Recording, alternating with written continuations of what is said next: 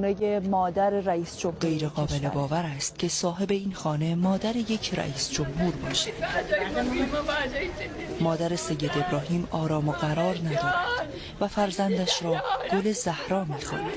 بیا دیگه، بیا ابراهیم مادر. خانه 70 متری و یک حیاط و باغچه کوچکش که جوانه‌های درخت تاکش به خانه همسایه هم سرک می‌کشند.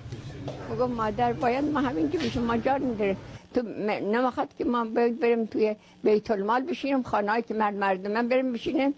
نه مادر جان، همینجا خیلی خوبه. منم میام دیدنی ازت میکنم. بیبی سادات با وجود کسالت و داغ مصیبت باز هم مهمان را پشت در نمیگذارد. آخر مهمان نوازی رسم مشهدی هاست. خاطرتون هست خاطره‌ای چیزی؟ بله. چی خاطرتون هست؟ 6 سال بوده گذاشتم این جواد من درس عربی بخونه. خادم امام حسین، خادم امام رضا بشه، روزخون بشه، منبری بشه. سید ابراهیم هیچ چیزی جز همین عبای تنش نداشت. این را مادرش میگوید. چی نداره، خودش رخت.